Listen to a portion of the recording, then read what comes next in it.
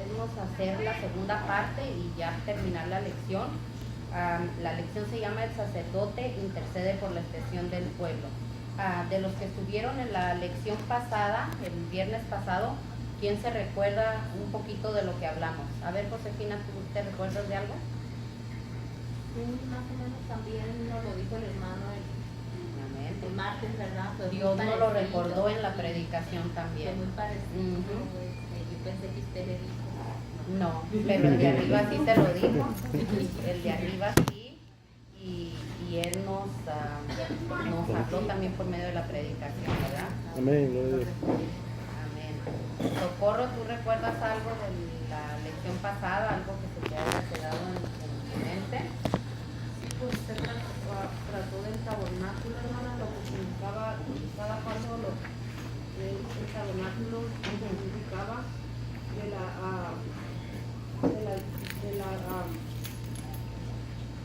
la fuente, lo que tenía la fuente,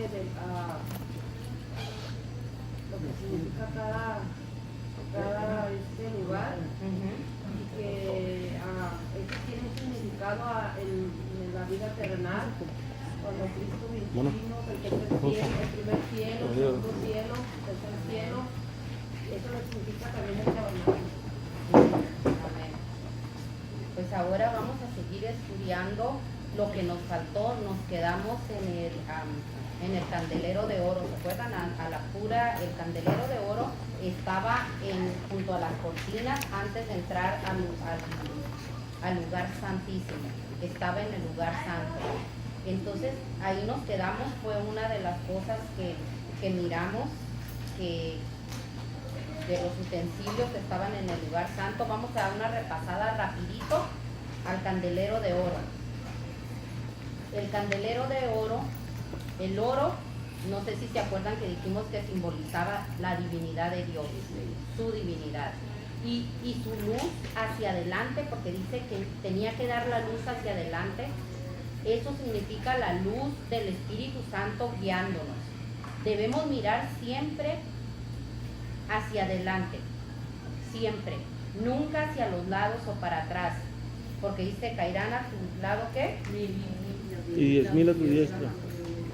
Pero si nos enfocamos a los lados o mirando para atrás, quitamos la vista del que está enfrente. ¿Y cómo dice la palabra de Dios que tenemos que mirar, tener la mirada puesta en quién? En Cristo. Amén. Entonces eso significaba la luz hacia enfrente. Tenemos que mirar siempre hacia Él. Sus 7 brazos, los 7 espíritus de Dios. Ya miramos en la lección pasada lo que eran los 7 espíritus de Dios. Las manzanas y las flores, volvemos a recordar que es el fruto del espíritu. Y el aceite para el candelero, para que pudiera dar esa luz, estaba hecho de aceitunas maduras y machacadas. Tenemos que ser cristianos maduros, pero también Machacados para poder tener el aceite de la unción y poder dar luz. Y a veces queremos dar luz sin ser maduros y sin estar machacados, ¿verdad? Y de las aceitunas verdes. Ahora, hermana, aquí no hay otra luz. Acuérdese que dentro estaba cubierto de telas. No había luz solar. Aquí ya no puede, la naturaleza no puede servir. No sirve para nada. O es Dios el que te ilumina o estás perdido. Y ese candelero representaba la luz de Dios que nos tiene que dar luz en medio de la oscuridad del mundo. Es su luz la que nos va a iluminar, no la luz del sol, como acaba de decir el pastor, sino su luz es la que nos quita esas tinieblas que el mundo ha puesto sobre nosotros. La luz de este candelero iluminaba el lugar santo. Es necesaria esta iluminación para que nos guíe en el camino también de la oración de intercesión y poder disfrutar del alimento espiritual de su palabra a la luz de su glorioso conocimiento. Esta luz de este candelero tenía que estar junto a la mesa de los panes, que ahorita vamos a entrar a esta parte. Ese candelero tenía que alumbrar a los sacerdotes que iban a venir a poner el pan, que ponían el incienso y también comían en el lugar santísimo, en el lugar santo, perdón. Entonces ese candelero era necesario que estuviera prendido, porque era la única luz que iba a haber ahí. Vamos a entrar a la mesa de los panes de la proposición. Y quiero leer un poquito de lo que viene en el libro. Dice, esta mesa, también llamada mesa de la presencia, era de madera cubierta de oro y estaba en el lugar santo del tabernáculo. En ella se guardaban los 12 panes de la proposición, los cuales eran tipo de Cristo y representaban a todo el pueblo de Dios, y varios utensilios más. Cada hilera de pan tenía incienso sobre ellas y estarían como pacto perpetuo delante de Jehová. Al estudiar este mueble necesitamos tener presente que es uno con el pan, así como el altar de bronce es uno con el sacrificio, y por eso es necesario observarlo como una unidad, no aparte el pan y aparte la mesa, sino formaban una sola cosa. Nuestro Salvador se sentó muchas veces ante una mesa, y ahí va, hermana Esther, incluso con sus discípulos, a cenar antes de ser entregado. Muchos de los grandes pactos y negociaciones y aún reconciliaciones se hacen en torno a una mesa. La comunión más íntima la tenían los sacerdotes cada semana al reunirse en el lugar santo para participar de aquellos panes en el día de reposo. Como hijos de Dios tenemos el privilegio de estar a su mesa, sentados en los lugares celestiales, y participar de la comunión con Él continuamente. La mesa de los panes de la proposición estaba hecha de madera, que significaba, ya miramos, la madera de acacia, la humanidad de Jesús. Esa madera de acacia o sitim, que también se le conoce así, era madera incorruptible. Jesús no cometió pecado. Él siempre tuvo 100%, como decimos siempre, fue con 100% hombre, pero también Dios estaba 100% en él.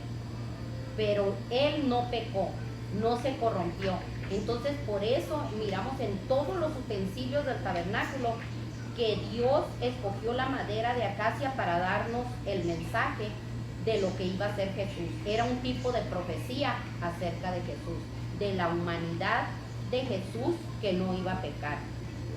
El oro significa su divinidad, como dijimos. La mesa habla de su existencia, de su plan de salvación, pues en Jesús estaban hechos realidad los simbolismos de esa mesa. La mesa también simboliza el compañerismo y la unidad de Dios con el hombre, el amor para alimentarnos, para sentarse con nosotros y escucharnos y compartir. El pan que estaba sobre la mesa habla de la obra de Cristo. ¿Quién sabe cuántos panes se recuerdan? Ustedes ya han leído cuántos panes estaban en la mesa. Eran 12 panes que estaban sobre la mesa, y arriba de esos panes llevaba cada hilera de 6 panes, llevaba incienso arriba. Tenía que estar prendido el incienso. Encima de los panes había una cosita así con incienso que tenía que estar ahí. Siempre tenía que haber incienso sobre los panes. Y yo a veces estaba pensando, ¿no sabría feo el pan con el olor del incienso? Pero significaba algo. Por eso el Señor ordenó que el incienso estuviera sobre el pan. No sé, antes de continuar, ¿alguien tiene una pregunta, un comentario? ¿Nadie? Okay. El pan, vamos a entrar ahora en lo que es el pan. Ya miramos la mesa que tenía, hablaba de Jesús, era una profecía acerca de Jesús. El pan habla de la obra de Cristo. La flor de harina nos habla de la vida perfecta de Cristo, o sea, de Jesús, su pureza. Pero, hermanos, y aquí está el pero del asunto, tenía que ser cocido al horno. Eso nos habla de sus sufrimientos, de los sufrimientos que pasó Jesús. de los cuales ahora nosotros somos partícipes. ¿Quién se acuerda que en las lecciones anteriores se nos habló mucho de que teníamos que nosotros compartir los sufrimientos y a completar los sufrimientos de Cristo? ¿Se acuerdan de eso en las otras lecciones?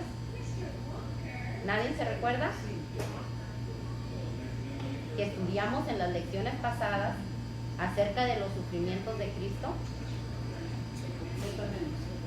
Amén. Y esto no es fácil, hermano. No es fácil decir que ahora nosotros vamos a ser partícipes de ser cocidos al horno. No es fácil, pero es necesario. Si queremos ser como esos panes, tenemos que entrar al horno. Hay un simbolismo en el número 12. Estas 12 piezas de pan significan también 12 meses del año. Y eso significa que todo el tiempo hay comida en su mesa, en la mesa de Dios. También Dios escogió 12 discípulos que alimentarían a toda la humanidad con el pan de vida que es Él. Ahora si nos vamos un poquito aquí de matemáticas, 12, el número 12, si usted suma el 1 más 2, son 3. Sus 3 manifestaciones para esta creación. Esos 12 panes nos hablaban de que siempre hay comida en su mesa. También de los 12 discípulos que Él escogería para llevar el pan de vida. Y también de las 3 manifestaciones para esta creación. Él tenía, como les dije la otra vez, en cada cosa era por algo, tenía un simbolismo. No porque a Dios se le ocurrió van a ser 12 panes, cada cosa tenía un simbolismo. El cambio de panes, porque se cambiaban cada semana, habla de la constante necesidad de Cristo y que tenemos que buscar alimento nuevo en su mesa, o sea, la revelación de la palabra, venir a su mesa y sentarnos y buscar ese alimento nuevo. Se necesita constantemente estar cambiando ese pan, no porque ya me aprendí un salmo, ya con ese tengo y ya no quiero nada, ¿verdad? Necesitamos buscar alimento nuevo y pedirle a Dios la revelación de la palabra. Los sacerdotes comían ese pan en la mesa, dentro del lugar santo. Tenemos que comer de su pan en unidad de espíritu y compartir lo revelado de una manera santa y de edificación. Porque a veces venimos a querer compartir lo revelado y si es una exhortación que Dios nos da por medio de la palabra, la queremos dar a todos los demás, pero menos para nosotros, ¿verdad? Como a mí me pegó una regañada ayer, por cierto, el Señor, por medio de mis propias lenguas. Y yo no podía decirle, es para ustedes, porque yo fui la que empecé a orar, entonces yo me tuve que quedar calladita. Pero a veces Dios nos da una revelación de la palabra y venimos y la queremos echar sobre las espaldas de los demás y nosotros quedarnos sin ella. Entonces es necesario hacerlo, comer como estos sacerdotes comían ese pan con reverencia en el lugar santo. Así nosotros tenemos que comer el pan que es la palabra y la revelación también con temor y temblor, como dice la Biblia, y compartir todo santamente en unidad. Y santamente tiene mucho que ver con amor a Dios. Amén. Amén. ¿Nadie quiere Compartir. un comentario, una pregunta? ¿No? Bueno, vamos a seguir adelante. El incienso que estaba encima de los panes era incienso limpio. Nos refiere de la aceptación que tuvo para Dios la vida de Jesús y sus oraciones de intercesión por la humanidad. En Apocalipsis 5:8, hermana Esther, si me puede leer por favor Apocalipsis 5:8. Cuando hubo tomado el libro, Los 4 seres vivientes y los 24 ancianos se postraron delante del Cordero. Todos tenían arpas y copas de oro llenas de incienso, que son las oraciones de los santos. Ok, ¿me puede leer nomás la última frase, la última parte? Dice, se postraron delante del Cordero, todos tenían arpas y copas de oro llenas de incienso, que son las oraciones de los santos. ¿Vemos lo que simboliza el incienso? Ahora, si me puede leer también ahí en Apocalipsis 8, del 3 al 4, por favor.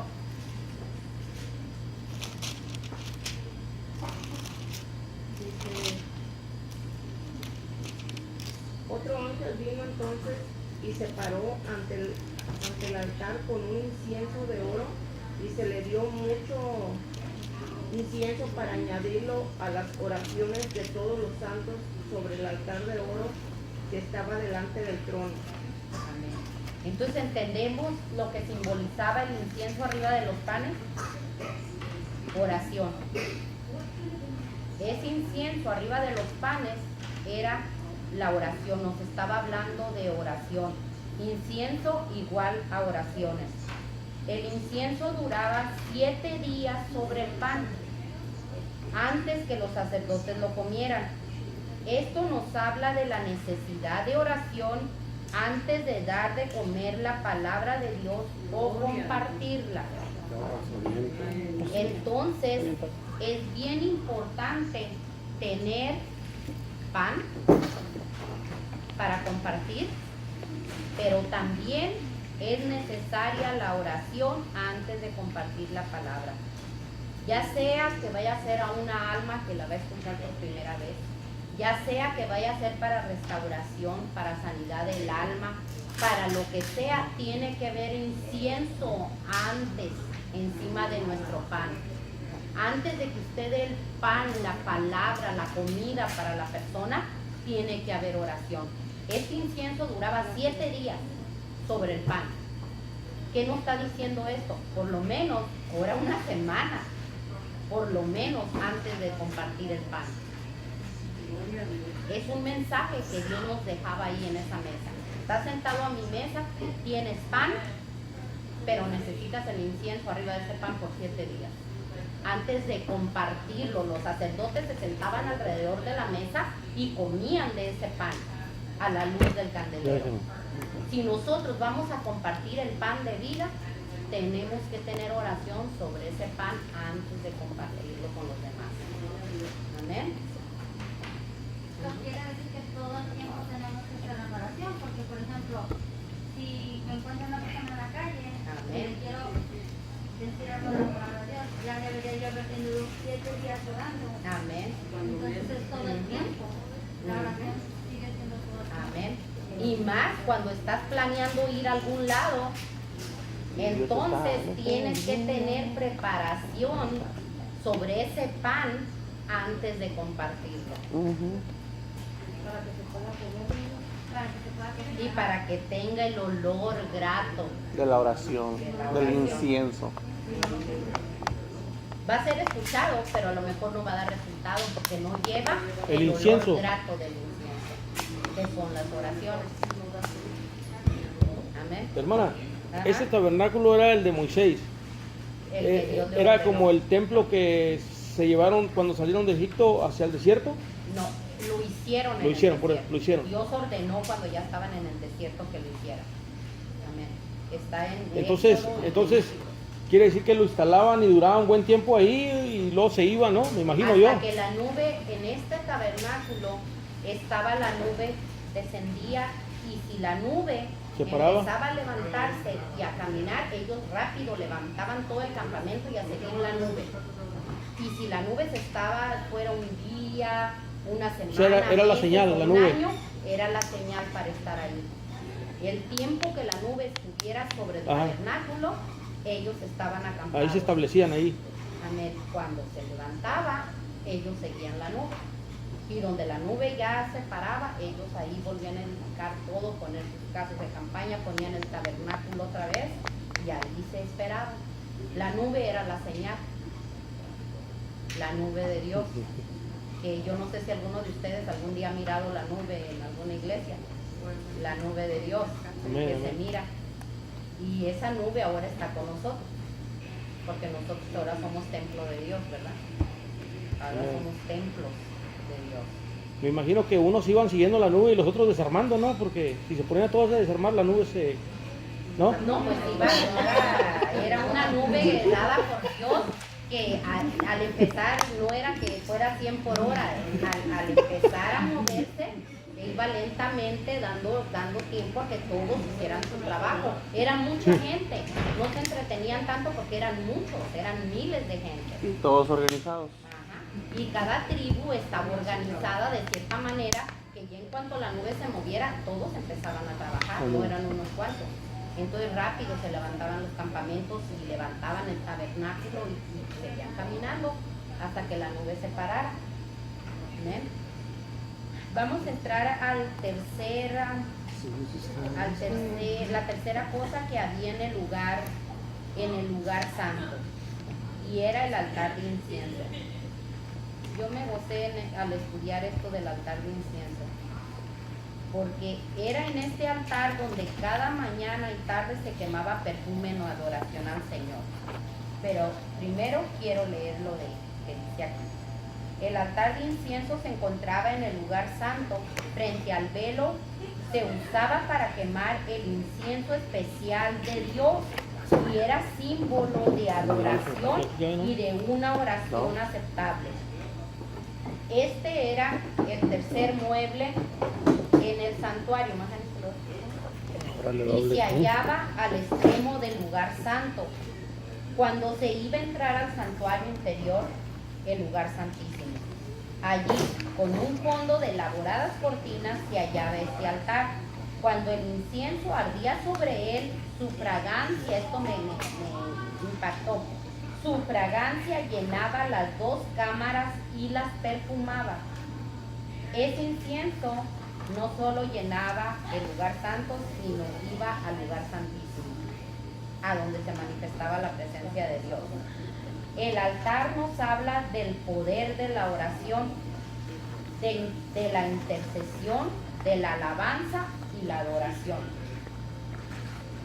Eso lo quiero volver a repetir. El altar nos habla del poder de la oración, de intercesión, de la alabanza y la adoración. Era en este altar donde cada mañana y tarde se quemaba ese perfume en adoración al Señor. ¿Quién pudiéramos decir de nosotros? Yo sé que sí ha de ver quien lo haga, que cada mañana y cada tarde se disponga a quemar ese incienso para Dios. Ya miramos lo que es el incienso, la oración.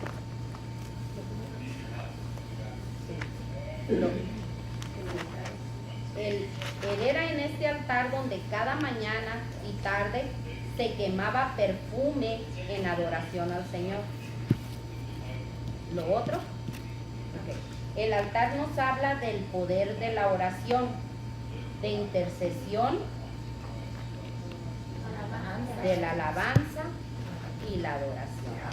¿Quién de nosotros lo hace? Yo quisiera preguntar sinceramente, si nosotros lo hacemos en la mañana y en la tarde, no se está tratando nada más de orar. El incienso era la oración, pero el perfume que despedía esa oración también iba acompañado de alabanza y adoración. Intercesión. ¿Lo hacemos? Yo tengo que declarar que muy pocas veces nos damos el tiempo para hacerlo en la mañana y en la tarde. Muy pocas veces. Si acaso es cuando venimos al culto, que en la mañana lo hacemos a veces en nuestras casas y ya en el culto lo hacemos acá. Y decimos, ya lo hice 2 veces. Pero realmente lo hacemos cuando no venimos al servicio. Quemamos ese incienso para Dios en las mañanas y en las tardes. Yo tuve que reconocer ante Dios que no. Que yo A lo menos no todos los días. No, por eso, y todos los días, aquí dice que todos los días lo hacían. Todos los días hacían eso. Y es malo hacerlo a la medianoche, como la medianoche, la madrugada, ¿no? Yo usualmente lo hago en la mañana, pero también lo hago a veces, no todo el tiempo, pero a veces lo hago a la 1, a la medianoche. Pues cuenta porque acuérdense que también aquí decía cada mañana y tarde porque para Dios no hay noche.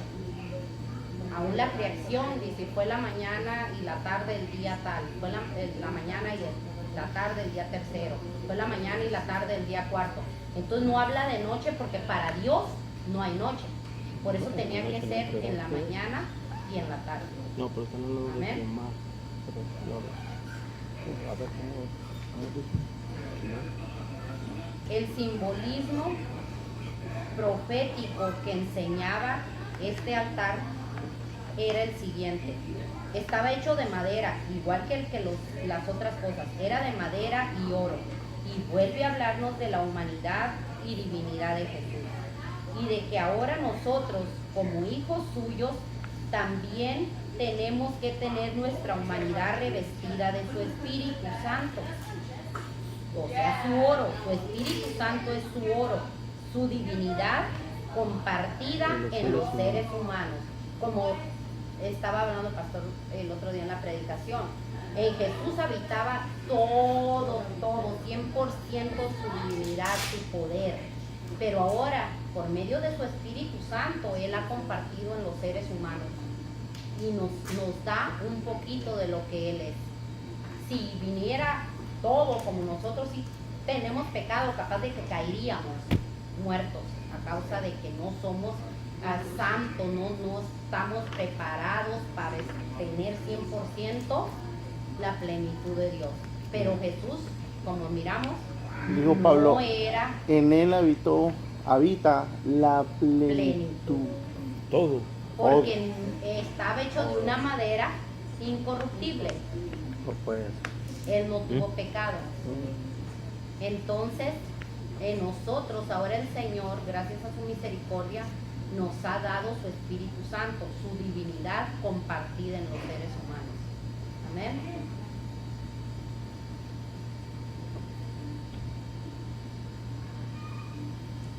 Y ahora nosotros, como hijos suyos, también tenemos que tener nuestra humanidad revestida de su Espíritu Santo, como dijimos. Y esto es bien importante repetirlo. Nuestra humanidad revestida de su Espíritu Santo. Si somos solo carne, si no estamos crucificados, si no hemos tenido resurrección, no tenemos su oro revistiéndonos. ¿Recuerdan las otras lecciones? De la crucifixión, de la cruz. Tenemos que estar revestidos de su oro, de su Espíritu Santo. Este mueble era más alto que todos los otros muebles. Habla de Cristo que ascendido y exaltado, ahora intercede y aboga por nosotros desde el cielo. Y nosotros como sus representantes en esta tierra, también tenemos que interceder por nuestros semejantes. Este altar era alimentado por el fuego del altar de bronce, o sea, la primera cosa que usted miraba cuando entraba a ese tabernáculo. Que quiere decir que toda la adoración que se haga ahí en ese altar debe provenir de la obra del Calvario. Otra vez la cruz, otra vez el sacrificio, otra vez la redención. En los cuernos que tenía este altar se colocaba parte de la sangre el día de la expiación, una vez al año.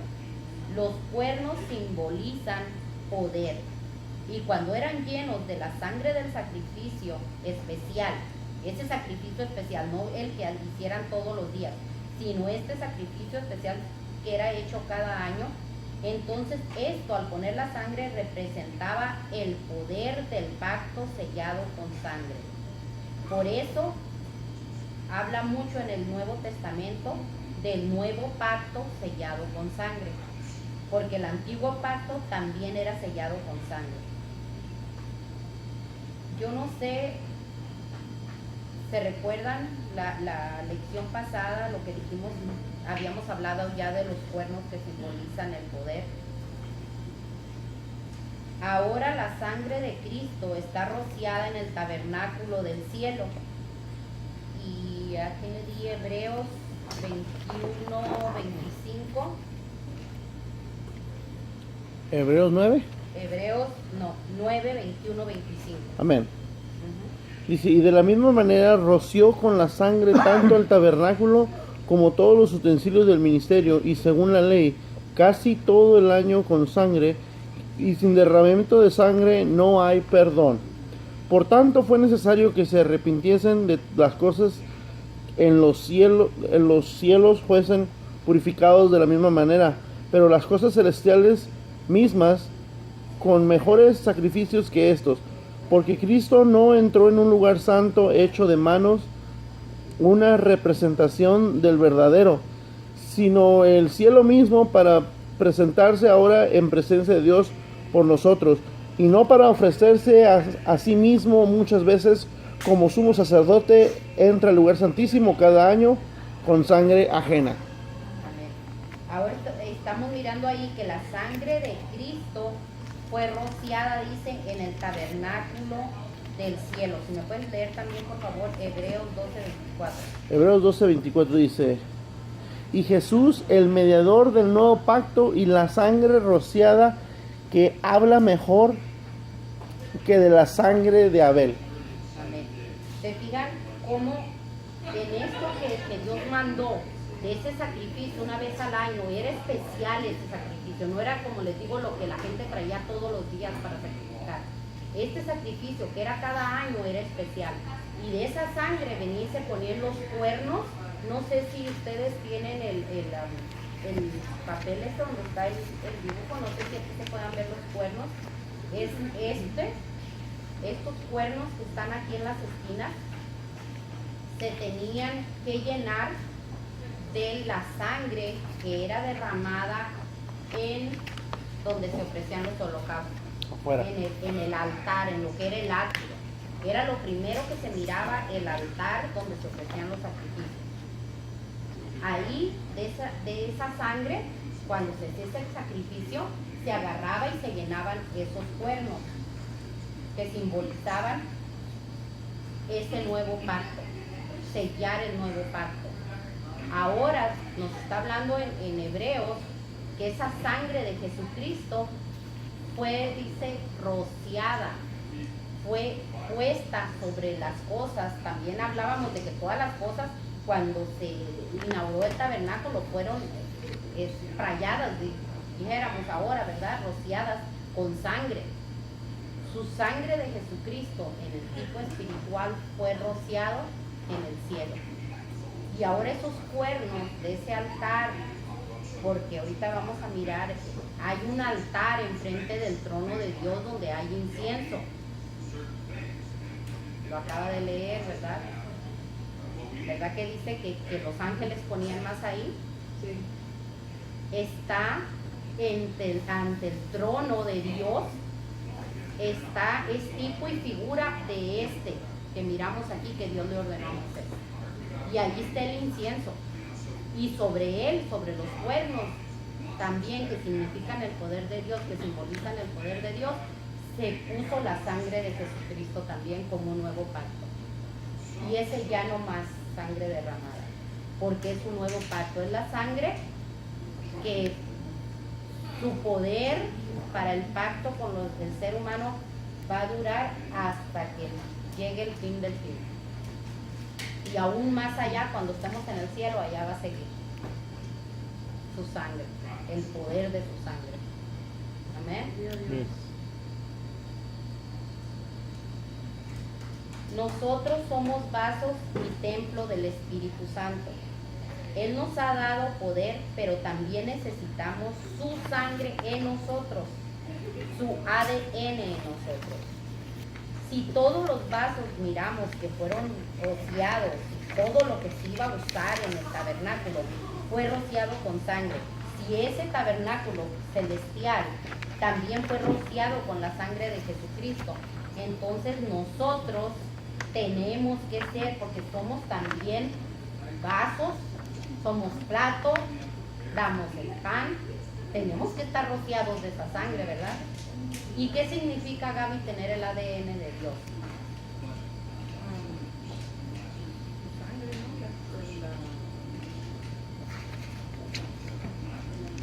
¿Quién se recuerda de lo que hablábamos? ¿Socorro? El amor de Dios.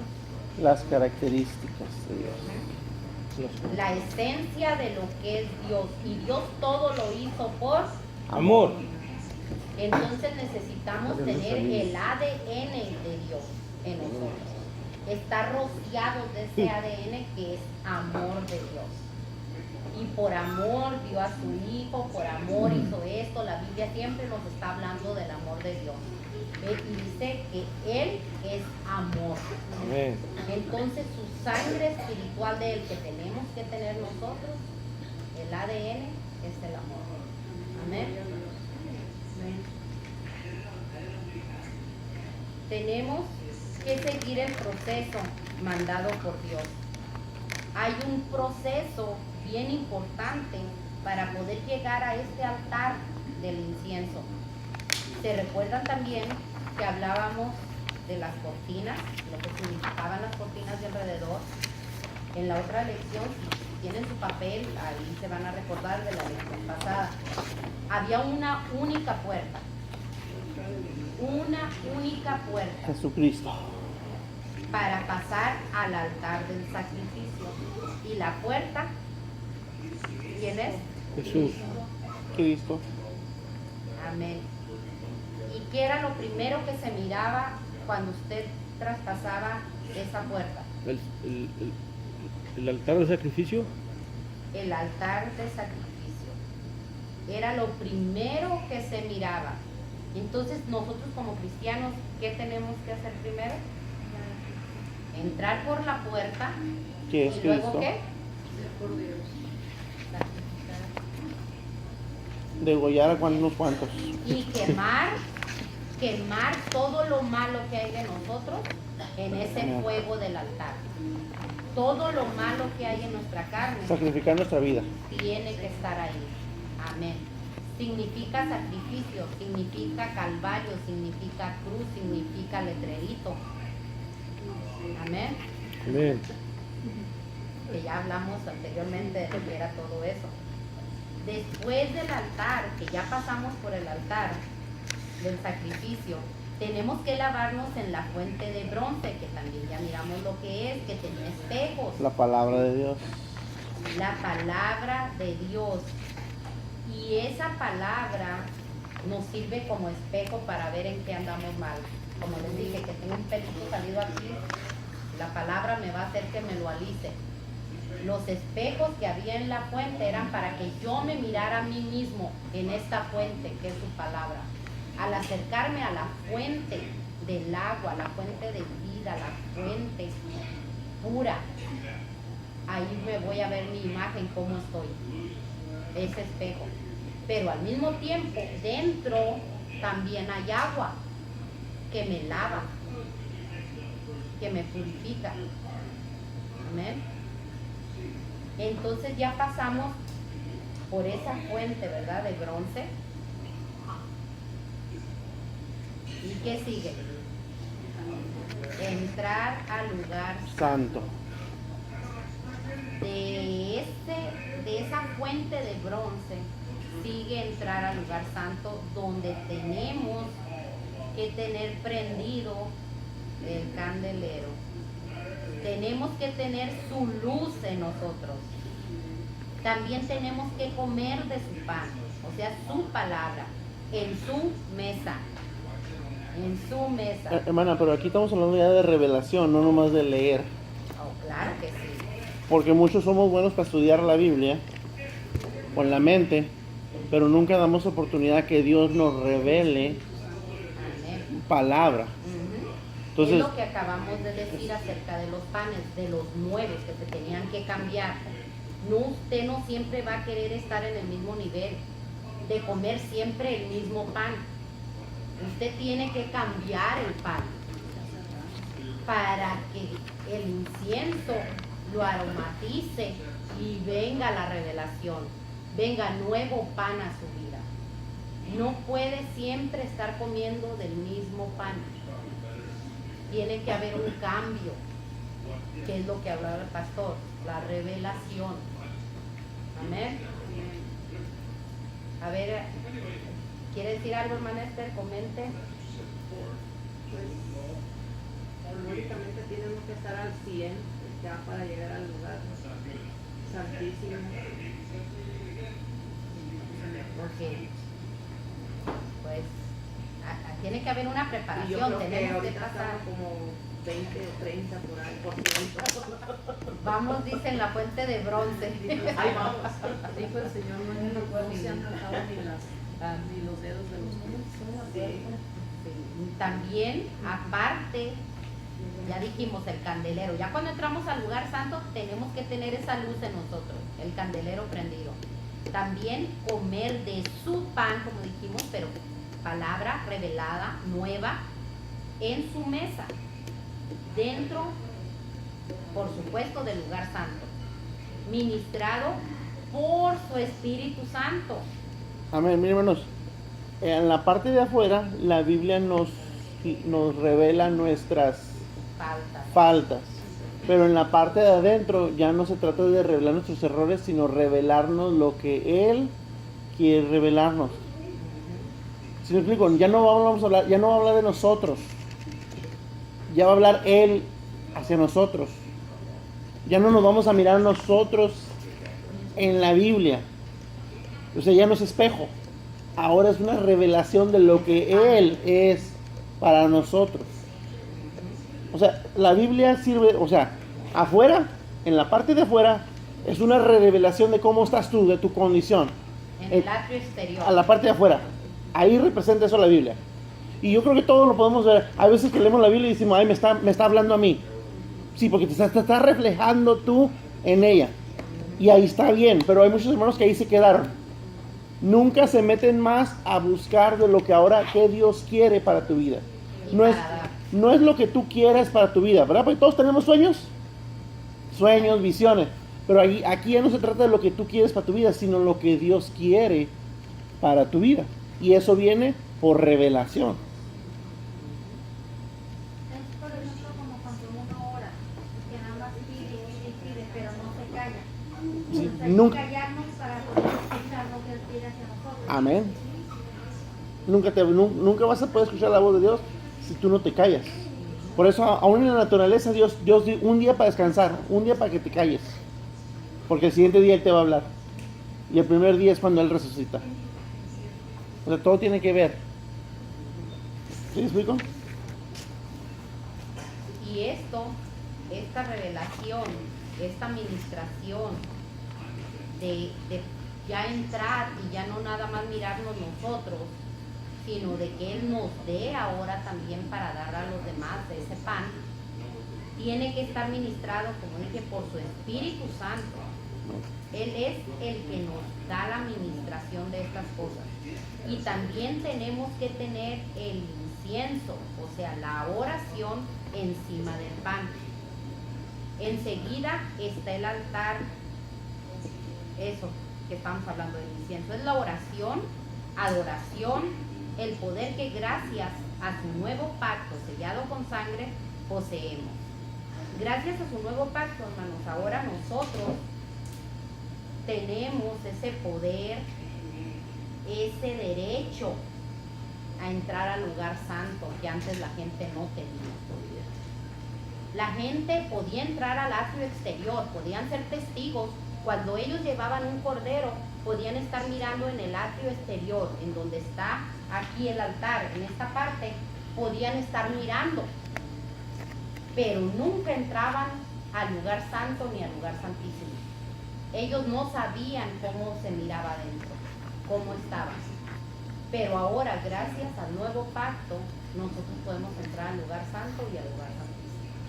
Entonces es algo tan bonito que Dios nos da. Es por amor ese privilegio que nos ha dado.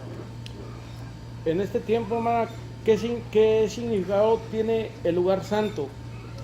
¿Qué significaría en este tiempo? Es lo que acaba de decir el hermano. Tenemos que no quedarnos en nada más a un solo nivel. por fuerita.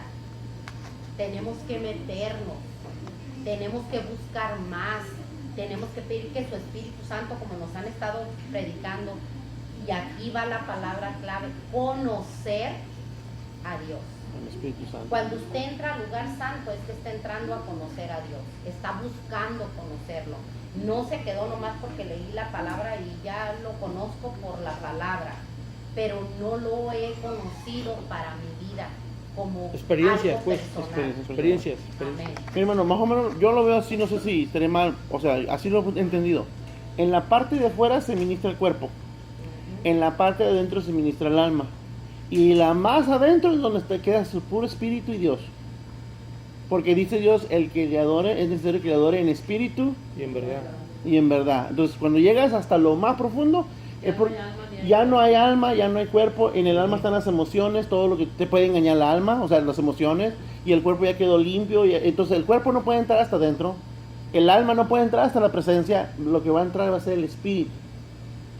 Sí, son las tres, como decía la hermana, explicaba, las tres dimensiones del atrio. Son explicadas en el cielo, los tres cielos, pero también son explicados en un cuerpo, que es mi cuerpo, la carne, se ministra afuera. Tres. En el lugar santo se ministra mi alma, pero en el lugar santísimo se ministra mi espíritu. Si ustedes se van a la última hoja que está ahí en sus folders, van a mirar esta división y cómo exactamente, como estaba dividido en tres partes el tabernáculo, significa el universo, pero también significa el ser humano, dividido en tres partes. Entonces aquí podemos mirar lo que es el primer cielo, segundo cielo y tercer cielo. ¿Verdad que dice, si ustedes han estudiado dónde ministra el Espíritu Santo cuando lo recibimos, con qué se junta, con qué parte, quién sabe con qué parte de usted viene y se junta el Espíritu Santo Con el y espíritu. forman un poder? Espíritu.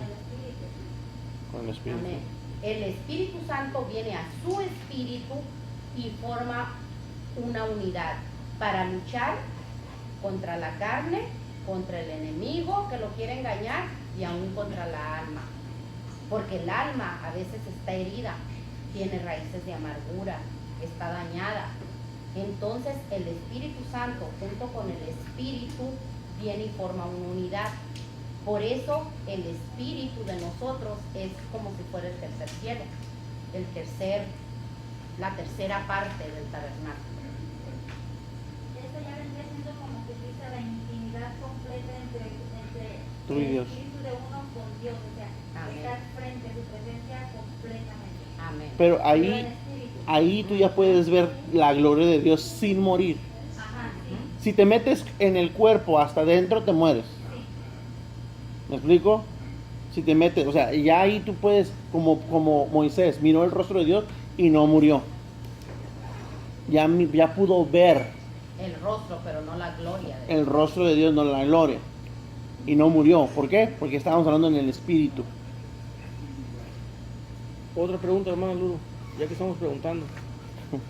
Cuando el creyente viene a la intimidad con Dios, vamos a ir en un culto, y empieza a sentir lo que ya muchos hemos sentido, espíritu, empezamos a entrar, o sea que empezamos a sentir lo que ya todos sabemos, digo, y empieza a hablar nuevas lenguas, empieza a llorar, como muchos se ríen y todo eso.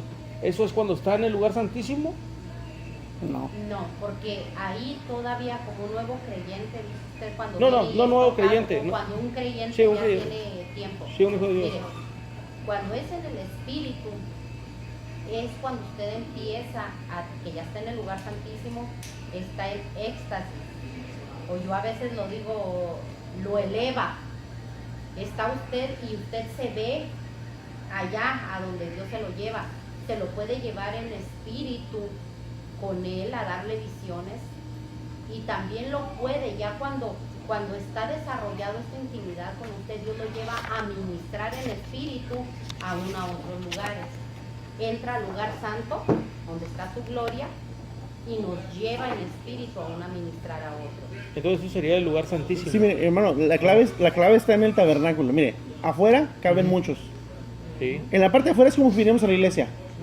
Pero en el lugar santo ya no caben miles. Ahora no, como cabían como unos 10, dice. O sea, era muy reducido. Y es cuando ya estás ministrando.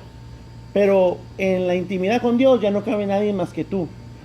Usted y Dios. O sea, Pero yo eso no fue puedo bueno. entrar con usted a la intimidad de Dios con usted. Yo tengo que tener mi propia intimidad.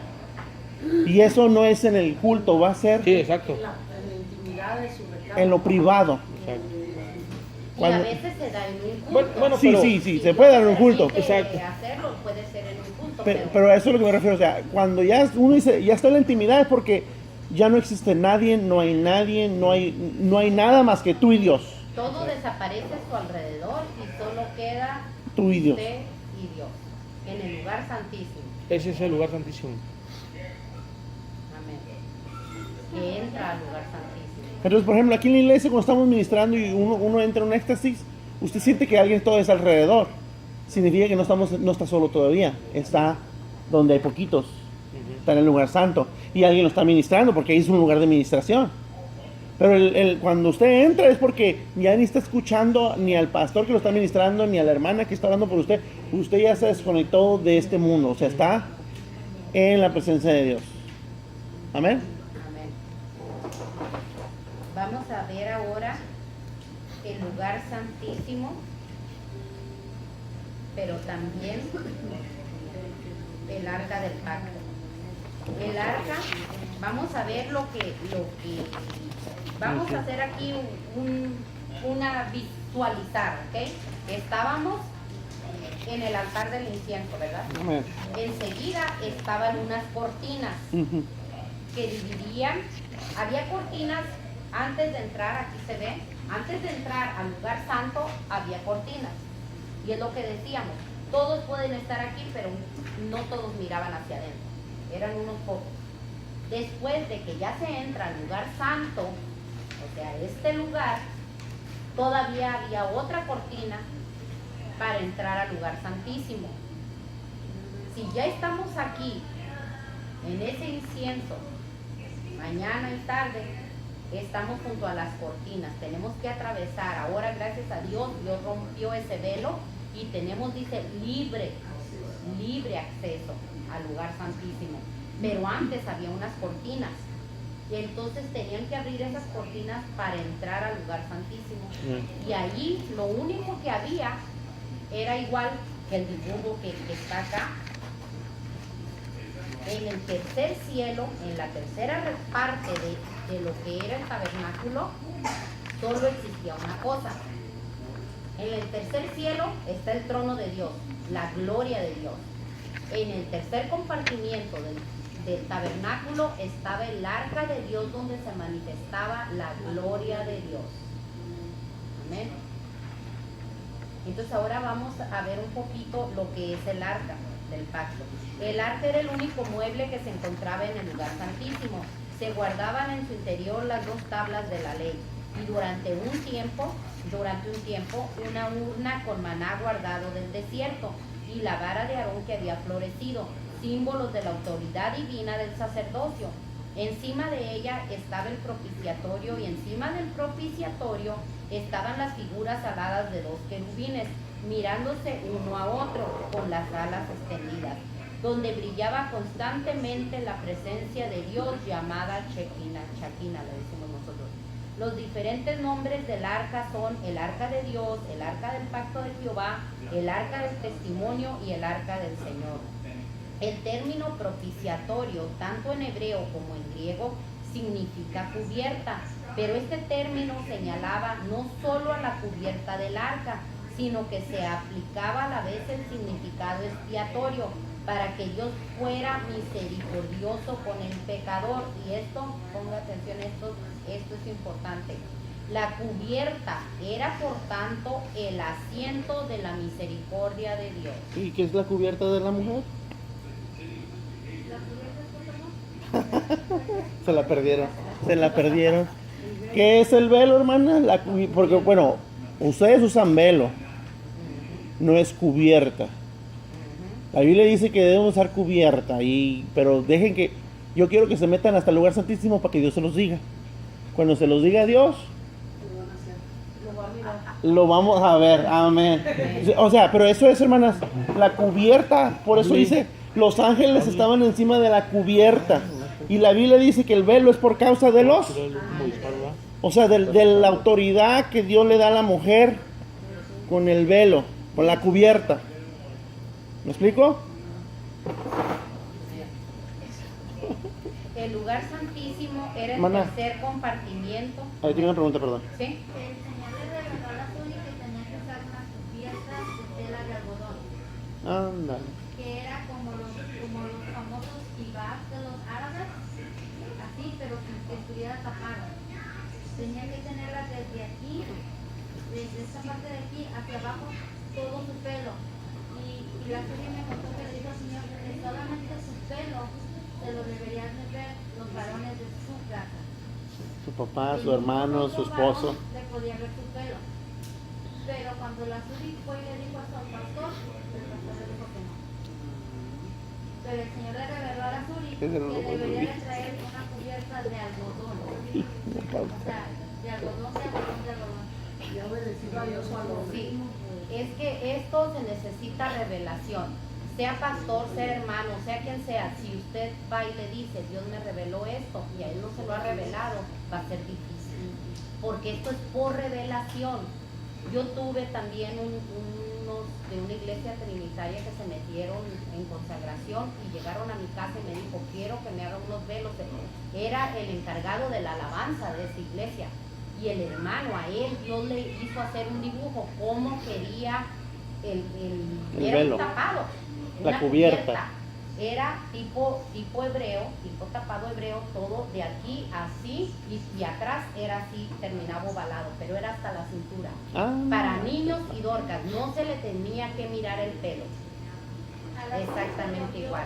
De las cejas, o sea, solamente que se le miraran tantito sus cejas, así todas sus orejas así destapadas y las quería destapar, pero en la parte de atrás tenía que amarrársela como con dos botones y arriba una liga para que se le amarrara precisamente y terminaba en pico para que no se le mirara nada de su pelo.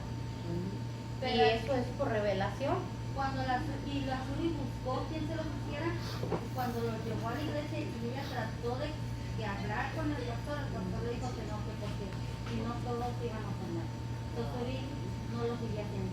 Le dio, como estaba más chiquita, le dio pena, le dio vergüenza, se sintió mal.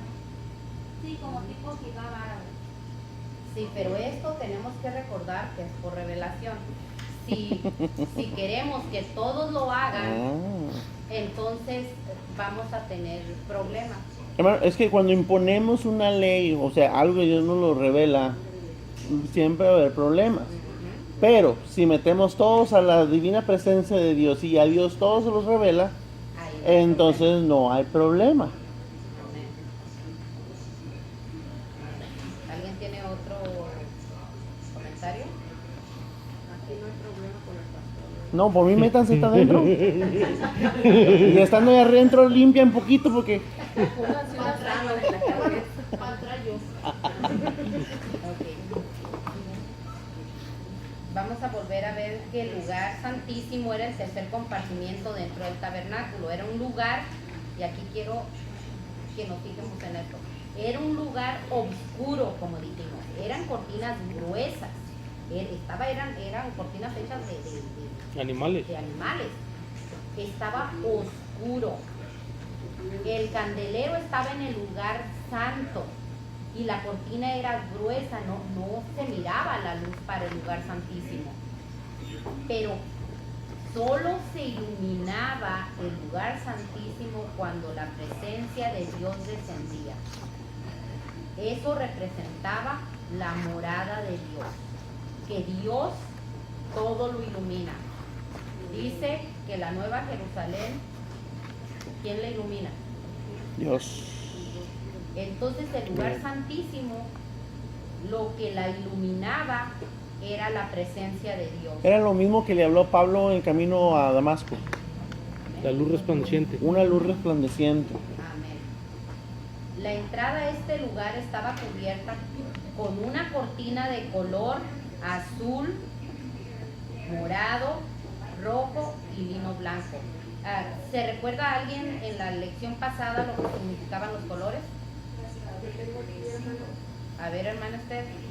El azul, revelación divina, realeza.